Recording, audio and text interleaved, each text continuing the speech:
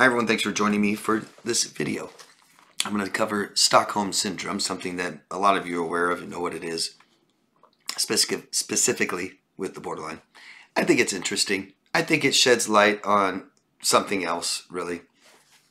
I looked it up, TwoSoud.com, just to read a definition. It's psychological response in which captives develop positive feelings toward their captors or abusers over time. The name Stockholm came from the city Stockholm, Sweden. There was a bank robbery there in 1973. That's what this is named after. And the bank robbers took over a bank for some time, days. I don't remember how long. I didn't see it when I looked it up. But for days, not just minutes, hours. They formed a bond, the captives and the bank robbers. And it was to the point where the captives were claiming that the bank robbers were great people and they weren't harmed at all. They even became friends and visited them in prison afterwards. Bizarre, right? Sound familiar? It's not in the DSM. It's not an illness, disease, disorder, or anything like that. There's no actual symptoms proven that support this in any way.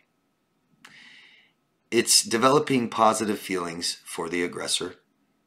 It's developing negative feelings for police or anyone that might be threatening to the relationship or the aggressor. A friendly or a bond with the aggressor, and believes they have same values and goals. Interesting. So, you have captives that are scared and traumatized. Trauma means you can't stop it, you can't leave it. They couldn't stop it, they couldn't leave it. But the aggressors were friendly. They treated them well, totally. It was in Sweden, after all. Even the bank robbers are nice. And over this time, they created a bond. There's cognitive dissonance. Lying to themselves. These guys are actually nice, you know. Yeah, I mean, we've all had money problems. It leads to a distorted perception of the aggressor and the event. And you see this in toxic relationships of all kinds. Whether they're the person they're with, you know, someone you know is in a toxic relationship with someone who's an abuser or an addict, being neglected. They make up for it. They excuse it. They feel sorry for them. They're empathetic. They blame themselves. They minimize it. You know, same that people do with their own addictions. They're doing it with the addictive relationship they're in. In toxic relationships, we all idealize. We have this perception of who this person is, and it's hard to get away from that. We believe our first opinions, that are first things we hear about people, and the first opinions we form about people are very difficult to change that. We attach. We're traumatized. We can't stop them cheating. We can't leave them.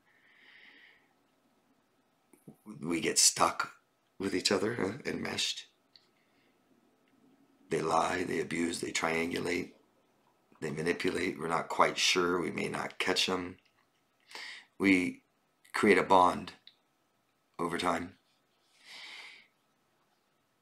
And we have this distorted perception of the person. No matter what they do, we excuse it. We minimize it. We're empathetic and sympathetic to them. What their capacity is, their capabilities, their stress levels, their past, their abuse, their being molested. And we form a bond, a trauma bond. Yeah.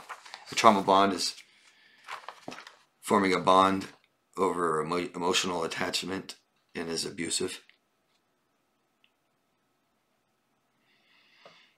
Our own irrational compassion and empathy and sympathy. I love them. Think about that. Somebody who hurts you on purpose and abuses you and exploits you and uses you, is not loyal to you, lies, manipulates you, tricks you, fools you, cons you, talks bad about you. I could go on. Don't need to. We all know. It's my fault. What if? This makes leaving them very difficult. Causes guilt and shame and self-doubt. Why? It's our trauma reaction. I think there's a predisposition to trauma and neglect.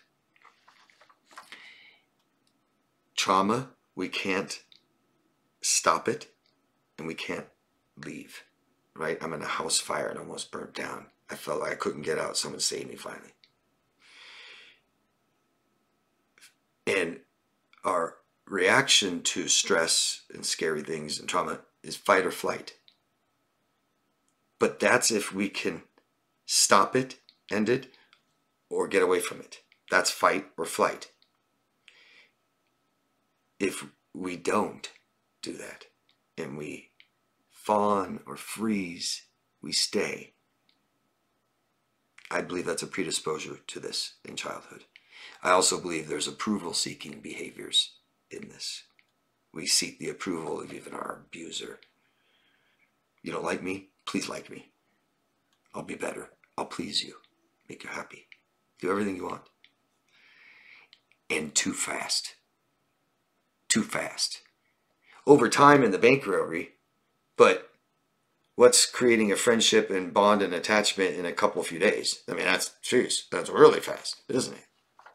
When you think about it that way.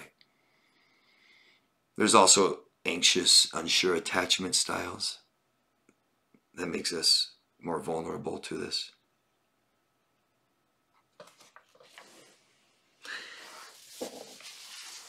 Let me know what you guys think of this, the Stockholm Syndrome. Isn't it just trauma bonding, dependency? Yeah. And give your own examples, please. Ask me questions, please. Appreciate thumbs up, subscribe to the channel. But love yourself first always. Thanks, guys. Bye.